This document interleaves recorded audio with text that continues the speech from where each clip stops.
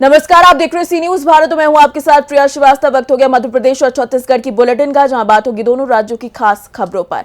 बात होगी पन्ना की, जहां हीरो की नगरी पन्ना में फिर चमकी युवक युवती की किस्मत, और दिखाएंगे कैसे सरगुजा में संत गहिरा गुरु यूनिवर्सिटी सरगुजा का एक हैरत अंगेज कारनामा आया सामने। ऐसी तमाम खबरों पर डालेंगे नजर इस बुलेटिन में। पन्ना में एक बार फिर एक युवती एवं युवक की किस्मत चमकी है। दोनों को 3-3 नग हीरे उथली हीरा खदान से प्राप्त हुए हैं। बता दें कि जिले की सरकोहा हीरा खदान में ब्रिजपुर के रहने वाले प्रांजुल एवं दिव्यांशु को 3-3 नग हीरे मिले, जिन्हें उन्होंने हीरा कार्यालय में जमा किया है।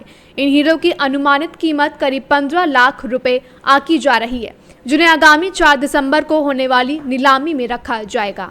भाई साहब, कुछ हीरे जमा किए हैं दो लोगों ने, कौन हैं, कहाँ के हैं, कितने कितने कैरेट हीरे मिले? खदान क्षेत्र सरकोहा से 6 नग जमा हुए हैं, जिसमें प्रांजुल के नाम 3 कैरेट 85 सेंट, 1 कैरेट 84 सेंट और 1 कैरेट 49 सेंट है, और दिव्यांश के नाम 83 सेंट 33 सेंट 66 सेंट। ये 6 नग हीरे कार्यालय में जमा हुए हैं, जो खदान क्षेत्र सरकोहा से जमा हुए हैं।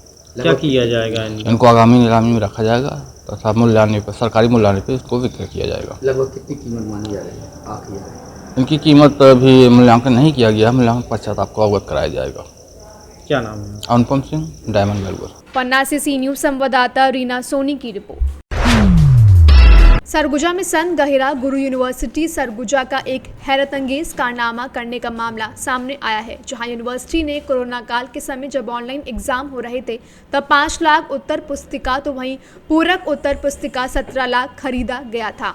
यूनिवर्सिटी के कुलपति ने जांच टीम गठित कर दिया है। दरअसल कोरोना काल के समय सभी स्कूलों और कॉलेजों में ऑनलाइन एग्जाम करवाया जा रहा था, लेकिन संत गहिरा गुरु विश्वविद्यालय के द्वारा इस कोरोना काल के दौरान 5 लाख उत्तर पुस्तिका के साथ पूरक उत्तर पुस्तिका 17 लाख से अधिक की खरीदी हुई है, जिसकी जानकारी छात्र संगठन आज़ाद सेवा संघ के द्वारा इसकी जानकारी RTI के माध्यम से निकाली गई, जिसमें यह साफ हो गया है कि जब ऑनलाइन एग्जाम हुआ ही नहीं तो उत्तर पुस्तिका क्यों खरीदी गई, और विश्वविद्यालय के पास उत्तर पुस्तिका की स्टॉक रजिस्टर में भी दर्ज नहीं है कि उत्तर पुस्तिका कहां गई और कहां है। इस पूरे मामले को लेकर सरगुजा यूनिवर्सिटी के कुलपति ने कहा कि इस पूरे मामले की जांच टीम गठित कर दी जाएगी और जो भी दोषी होंगे उन पर कार्रवाई की जाएगी। अभी जो हमें बताया गया है कि कोरोना समय में ऑनलाइन परीक्षा की बात हो रही थी, परीक्षा ली जा रही थी, और उसी दौरान परीक्षा के लिए कापियाँ भी खरीदी गई हैं, जो लाखों में हैं, और उसके बाद भी कापियाँ खरीदी जाती रही हैं कोरोना के बाद भी, जब परीक्षाएं ऑफलाइन होने लगी। तो इन्होंने बताया, जो जानकारी इन्होंने हासिल की है विश्वविद्यालय से, तो कोरोना के समय जो खरीदी गई कॉपियाँ हैं उसका स्टॉक मेंटेनेंस शायद नहीं है। तो उनका कहना था कि जब वो कॉपियाँ ली गई थी, उनकी वो व्यवहार में नहीं था, तो कॉपियाँ कहाँ हैं। अब इसके बारे में मैं खुद पता लगवाऊंगा और देखते हैं क्या होता है। उस समय जो है ऑनलाइन में भी कॉपियाँ प्रश्न पत्र चला जाता था, और प्रश्न बच्चे घर में तैयार करके कॉलेज में जमा करते थे। जो कॉपियाँ थी वो था कि वो ख़रीद के अपने से A4 साइज़ का कॉपी और बना के वो जमा करें। विश्वविद्यालय की ओर से वो कॉपी देने का कोई प्रावधान शायद नहीं था, जहाँ तक मुझे याद आ रहा है। यही बात थी। क्या लगता है कितनी कॉपियाँ खरीदी गई हैं? क्या लगता है क्या है इसमें आंकड़े कितने? मुख्य जो है उत्तर पुस्तिका करीब 5 लाख बताया जा रहा है, सप्लीमेंट्री करीब 17 लाख कुछ। इसमें एक कमेटी बनाई जाएगी, वो निरीक्षण करेगा। देखिए, आज प्रमुख हम एक जांच के संबंध में कुलपति महोदय को ज्ञापन सौंपे हैं, जिसमें यह सूचना के अधिकार के तहत हमने एक जानकारी मांगी थी विश्वविद्यालय से उत्तर पुस्तिकाओं के संबंध में। 12/4/2022 की बात है। विश्वविद्यालय के द्वारा 5 लाख मुख्य उत्तर पुस्तिका और 17,30,000 पूरक उत्तर पुस्तिका ऑर्डर की गई थी, जिसकी विश्वविद्यालय के पास ना ही स्टॉक रिपोर्ट है, ना ही विश्वविद्यालय के पास उसका प्रमाणित बिल है, ना ही विश्वविद्यालय के पास उसकी कोई डिस्ट्रीब्यूशन रिपोर्ट है जिससे साफ साफ पता चलता है कि वो सीधे सीधे उत्तर पुस्तिका का गमन हो गया। क्योंकि 2022 में कोरोना काल चल रहा था और उस समय लगातार छात्रों को ऑफलाइन तरीके से उत्तर पुस्तिकाएं बेचे जा रही थी प्राइवेट दुकानों के माध्यम से, क्योंकि जो परीक्षाएं थी वो ऑनलाइन मोड से ली गई थी। तो ये सीधे सीधे जांच का विषय है। तो आज हमने कुलपति महोदय को सौंपा है ज्ञापन और उनसे मांग किया है कि इसमें तत्काल रूप से जांच कराया जाए। आपको कैसे जानकारी लगी कि इतना बड़ा घोटाला हुआ है इस तरह से उत्तर पुस्तिकाओं? हमने सूचना का अधिकार लगाया था और सूचना के अधिकार में हमको जब ये जानकारी प्राप्त हुई तो उसमें ये देखने को मिला कि 5 लाख मुख्य उत्तर पुस्तिका और 17,30,000 पूरक उत्तर पुस्तिका, उसमें ये साफ साफ हमारे पास ये आप देख सकते हैं कि यहाँ पर विश्वविद्यालय के द्वारा ऑर्डर किया गया था। इसमें देख सकते हैं कि 5 लाख मुख्य उत्तर पुस्तिका है और 17,30,000 पूरक उत्तर पुस्तिका है। तो ये साफ साफ जाहिर हो रहा है इसके माध्यम से कि आप लोग देख सकते हैं, ना ही इसका स्टॉक रिपोर्ट दिया गया हम लोग को, ना ही हम लोग को कोई इसकी प्रमाणित बिल दी गई। सरगुजा से सी न्यूज़ संवाददाता रिंकू की रिपोर्ट। सरगुजा जिले के झेराडी गांव के किसान को धोखा देकर समिति प्रबंधक नोडल अधिकारी के द्वारा 80 बोरा धान को जब्त कराने का आरोप लगाया गया है। दरअसल ग्राम झेराडी के रहने वाले किसान बृजकिशोर त्रिपाठी के द्वारा धान का टोकन कटवाने के लिए धान खरीदी केंद्र बरगीडीह पहुंचे थे, जहां किसान ने समिति प्रबंधक से टोकन कटवाने के साथ ग्रीष्मकालीन ऋतु की धान की जानकारी दी गई थी और समिति प्रबंधक ने कहा था कि पुराने नए सभी धान को खरीद लिया जाएगा।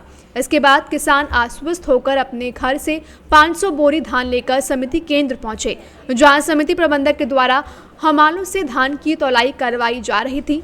इसी दौरान समिति प्रबंधक के द्वारा धान समिति केंद्रों की जांच दल के नोडल अधिकारी मौके पर बुलाए गए।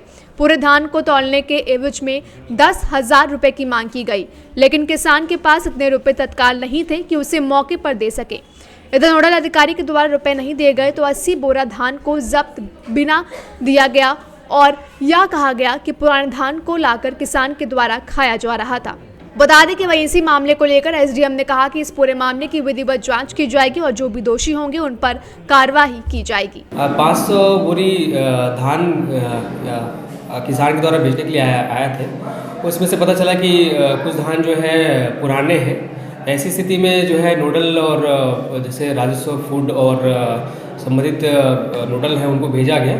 चेक में पाया गया जिसमें कि 80 बोरी जो है पुराने धान है, जिसको समिति को सुपुर्द कर दिया गया और बाद में वो जो धान खरीदी होने के बाद फिर से किसान को पुनः वापस कर दिया जाएगा। सर लेकिन ये ऐसा बोला तो गलत है, लेकिन ग्रीष्मकालीन धान तो बेचा नहीं जा सकता है। अभी नए धान ही बेचे जाएंगे वहाँ पे। और मैंने जैसा कि बताया कि पुराने धान नहीं बेचे जाएंगे, नए धान ही बेचे जाएंगे। लेकिन वहाँ किसान के द्वारा पैसे की, जो नोडल अधिकारी उनके द्वारा पैसे की मांग की गई थी, तब एवज में वो अगर पैसा नहीं था इसकी वजह से वो धान नहीं ले पाए। क्या लगता है आपको वहाँ पे? ऐसी सूचना मुझे नहीं मिली है। यदि ऐसा है, शिकायत है तो उसकी जांच करा लेंगे। मेरा नाम ब्रिजराज त्रिपाठी पिता रामजदन तिवारी है। मैं ग्राम झेराडी टोला हरसर डांड का रहने वाला हूँ।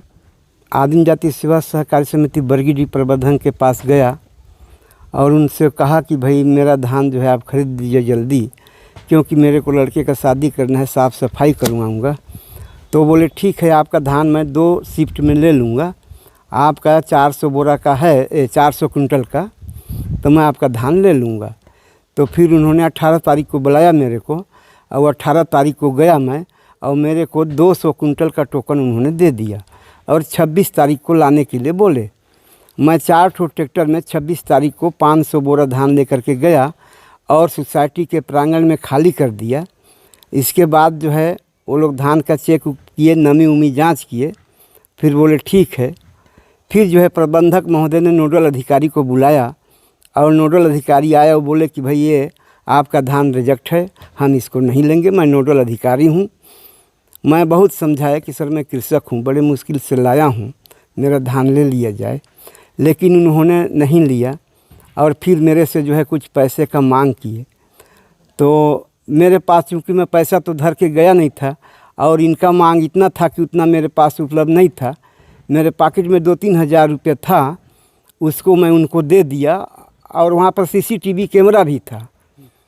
फिर इसके बाद जो है मेरे को फ़ोन के द्वारा दोनों आदमी ऑफिस में बुलाए और फिर बोले नहीं महाराज आपका धान हम नहीं ले जा सकते हैं, काहे कि आपका धान रद्दी है।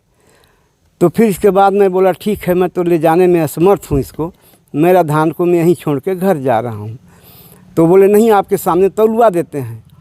तो फिर मैं धान के पास आया, लेकिन उन्होंने मेरा धान नहीं तौलाया।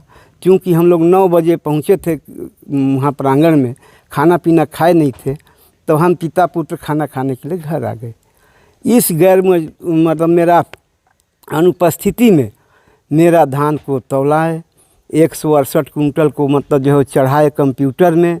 मेरे को मालूम भी नहीं था, मैं अपना मोबाइल खोला तो देखा ये अपने कि मेरे नाम से 168 कुंटल धान बिक चुका है और मेरा 80 कुंटल धान को मीडिया बुला करके और यह प्रसारित कर दिया गया कि बृजराज त्रिपाठी कृषक ने पुराने धान को खपाने के लिए सोसाइटी में आए थे, जिसको पकड़ करके 80 बोरा धान जब्त किया है। मैं पूर्व में कहा था कि देखिए प्रबंधक जी मेरे पास जो है ग्रीष्मकालीन धान है कुछ, तो वो बोले कि किसी भी प्रकार का धान होगा, मैं प्रबंधक हूँ और मैं जो है ले लूँगा, ऐसा वो बोले थे। लेकिन वही मेरे साथ धोखा हुआ। सरगुजा से सी न्यूज़ संवाददाता रिंकू की रिपोर्ट। फिलहाल इस बुलेटिन में इतना ही। देश दुनिया की बाकी और खबरों के लिए आप बने रहिए सी न्यूज़ भारत के साथ।